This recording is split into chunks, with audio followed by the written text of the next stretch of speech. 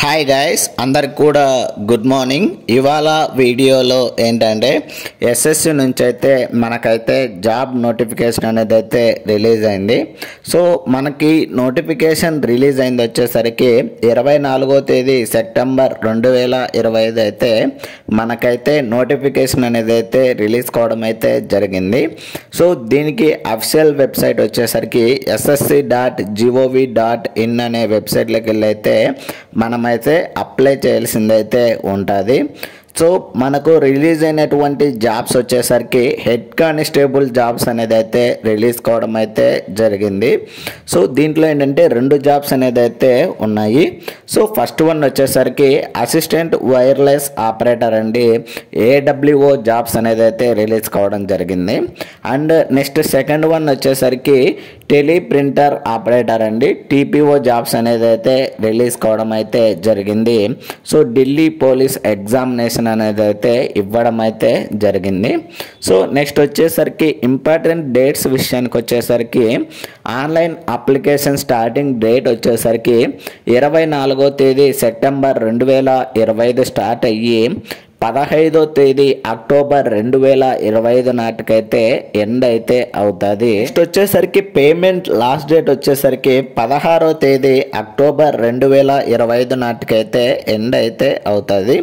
So మనకేంటంటే online application fill చేసిన తర్వాత ఏవైనా మిస్టేక్స్ చేసినట్లయితే వాటి కరెక్షన్స్ కోసం అయితే మళ్ళీ మనకైతే టైం అనేది అయితే ఇవ్వడం అయితే జరుగుతుంది. సో డేట్ వచ్చేసరికి 23వ తేదీ అక్టోబర్ 2025 స్టార్ట్ అయ్యి 25వ తేదీ అక్టోబర్ 2025 వరకు అయితే అంటే 2 డేస్ అయితే టైం అయితే ఇవ్వడం జరుగుతుంది ఏవైనా కరెక్షన్స్ కోసం అయితే మనమైతే చేయడానికైతే.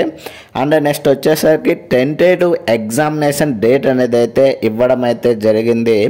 డిసెంబర్ 2025 కానీ లేదా జనవరి 2026లో కానీ మనకు ఈ యొక్క హెడ్ కానిస్టేబుల్ జాబ్ అనేది అయితే ఎగ్జామ్ అనేది అయితే కండక్ట్ చేయడం అయితే జరుగుతుంది. అండ్ మనకేంటంటే ఏదైనా అప్లికేషన్ ఫామ్ ఫిల్ చేసేటప్పుడు ఏదైనా డిఫికల్టీస్ కానీ డౌట్స్ కానీ వచ్చినట్లయితే మనకైతే హెల్ప్ లైన్ నెంబర్ అయితే ఇవ్వడం అయితే జరిగింది. సో ఈ యొక్క హెల్ప్ లైన్ నెంబర్ వచ్చేసరికి 1800309306 అనేది హెల్ప్ లైన్ నెంబర్ అనేది అయితే ఇవ్వడం అయితే జరిగింది. సో ఇవి వచ్చేసరికి మనకేంటంటే jobs male and female candidates ఇద్దరికి కూడా ఓపెన్ అయితే అయ్యాయి. సో వీడియోను ఎవరైనా కానీ కొత్తగా చూస్తున్నట్లయితే please like, share and subscribe చేసుకోవడం అయితే మర్చిపోద్దండి గైస్. ఇలాంటి మరిన్ని వీడియోస్ అండ్ మరిన్ని అప్డేట్స్ కోసం అయితే పే స్కేల్ విషయానికి వచ్చేసరికి లెవెల్ 4 అండి 25,500 నుంచి 81,100 వరకు అయితే మనకైతే శాలరీ అనేది అయితే ఇవ్వడం అయితే జరుగుతుంది. సో నెక్స్ట్ వచ్చేసరికి వేకెన్సీ డీటెయిల్స్ విషయానికి వచ్చేసరికి హెడ్ కానిస్టేబుల్లో AWO అండ్ TPO జాబ్స్ నుంచి మెయిల్ క్యాండిడేట్స్ వచ్చేసరికి మొత్తం మనకు రిలీజ్ అయింది 370 జాబ్స్ అనేది అయితే రిలీజ్ కావడం అయితే జరిగింది. సో అందులో ఏంటంటే ఓపెన్ కేటగిరీకి వచ్చేసరికి 285 జాబ్స్ అనేది అయితే రిలీజ్ కావడం జరిగింది. అండ్ ఎక్స్ సర్వీస్ మ్యాన్ వాళ్ళకి వచ్చేసరికి 49 జాబ్స్ అనేది అయితే రిలీజ్ కావడం జరిగింది. అండ్ నెక్స్ట్ థర్డ్ వన్ వచ్చేసరికి డిపార్ట్మెంటల్ వాళ్ళకి వచ్చేసరికి మొత్తం 36 జాబ్స్ అనేది అయితే రిలీజ్ కావడం జరిగింది. సో టోటల్గా మనకైతే 370 జాబ్స్ అనేది అయితే రిలీజ్ కావడం అయితే జరిగింది. అదే రిజర్వేషన్ వైజ్ వచ్చేసరికి ఓసీ వాళ్ళకు 158 జాబ్స్, ఈడబ్ల్యూఎస్ వాళ్ళకు వచ్చేసరికి 37 జాబ్స్, ఓబీసీ వాళ్ళకు వచ్చేసరికి 94 జాబ్స్, అండ్ ఎస్సీ వాళ్ళకు వచ్చేసరికి 48 జాబ్స్, అండ్ ఎస్టీ వాళ్ళకు వచ్చేసరికి 33 జాబ్స్ అనేది అయితే రిలీజ్ కావడం అయితే జరిగింది. సో ఇదే హెడ్ కానిస్టేబుల్ జాబ్లో ఫీమేల్ క్యాండిడేట్స్కి వచ్చేసరికి మొత్తం మనకు రిలీజ్ అయింది 182 జాబ్స్ అనేది అయితే రిలీజ్ కావడం జరిగింది. సో ఓపెన్ కేటగిరీకి వచ్చేసరికి మొత్తం మనకైతే 163 జాబ్స్ అనేది అయితే రిలీజ్ కావడం జరిగింది. అండ్ డిపార్ట్మెంటల్ వేకెన్సీ వచ్చేసరికి 19 జాబ్స్ అనేది అయితే రిలీజ్ కావడం అయితే జరిగింది. సో కేటగిరీ వైజ్ వచ్చేసరికి ఓసీ ఫీమేల్ క్యాండిడేట్స్కి వచ్చేసరికి 78, అదే ఈడబ్ల్యూఎస్ ఫీమేల్ క్యాండిడేట్స్కు 18 జాబ్స్, ఓబీసీ వాళ్ళకు వచ్చేసరికి 47 జాబ్స్, ఎస్సీ వాళ్ళకి వచ్చేసరికి 23 జాబ్స్ అండ్ ఎస్టీకి వచ్చేసరికి 16 జాబ్స్ అనేది అయితే రిలీజ్ కావడం అయితే జరిగింది. అండ్ నెక్స్ట్ వచ్చేసరికి నేషనాలిటీ వచ్చేసరికి సిటిజన్ ఆఫ్ ఇండియన్ అయితే అయి ఉండాలని అయితే చెప్తున్నారు. అండ్ నెక్స్ట్ వచ్చేసరికి ఏజ్ లిమిట్ విషయానికి వచ్చేసరికి 18 నుంచి 27 సంవత్సరాల మధ్యలో అయితే ఉండాలని అయితే చెప్తున్నారు. అండ్ ఇయర్ వైజ్ వచ్చేసరికి 2 జూలై 1998 నుంచి 1 జూలై 2007 మధ్యలో అయితే మనమైతే పుట్టి ఉండాలని అయితే చెప్తున్నారు. అండ్ నెక్స్ట్ వచ్చేసరికి ఏజ్ రిలాక్సేషన్ విషయానికి వచ్చేసరికి ఎవరైతే ఎస్సీ ఎస్టీ క్యాండిడేట్స్ ఉంటారో వాళ్ళకు వచ్చేసరికి 5 ఇయర్స్ అయితే ఇవ్వడం అయితే జరిగింది. అండ్ నెక్స్ట్ వచ్చేసరికి ఎవరైతే ఓబీసీ క్యాండిడేట్స్ ఉంటారో వాళ్ళకు వచ్చేసరికి 3 ఇయర్స్ అయితే ఏజ్ రిలాక్సేషన్ అనేది అయితే ఇవ్వడం అయితే జరిగింది.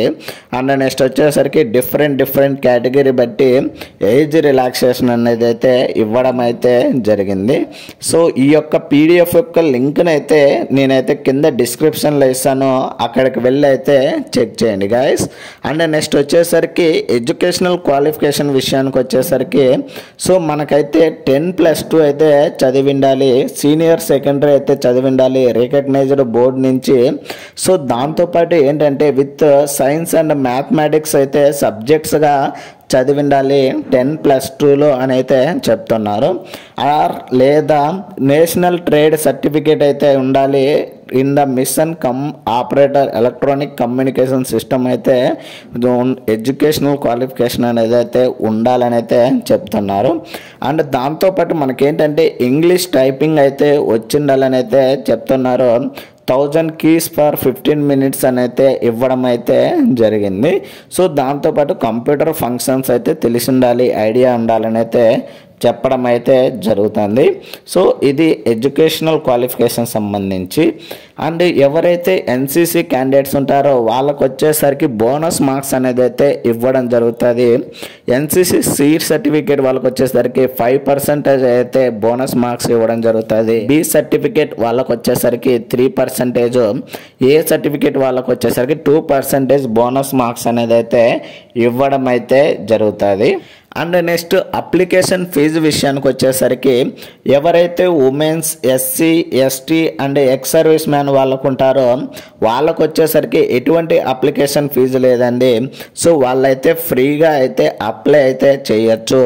ఎవరైతే OC, OBC and EWS candidates ఉంటారో వాళ్ళు వచ్చేసరికి 100 రూపాయలు అయితే పేమెంట్ అయితే చేయాల్సిందైతే ఉంటుంది. సో ఈ యొక్క పేమెంట్ అనేది ఆన్లైన్ ద్వారా అయితే పేమెంట్ అనేది అయితే చేయాల్సింది అయితే ఉంటుంది.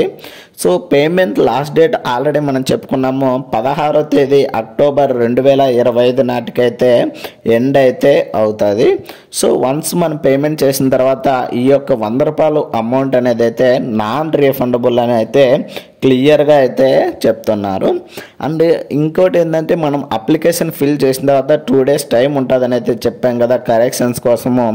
సో ఆ డేట్ మళ్ళీ అయితే ఇవ్వడం జరిగింది. 23వ తేదీ అక్టోబర్ 2025 స్టార్ట్ అయ్యి 25వ తేదీ అక్టోబర్ 2025 నాటికైతే ఎండ్ అయితే అవుతుంది.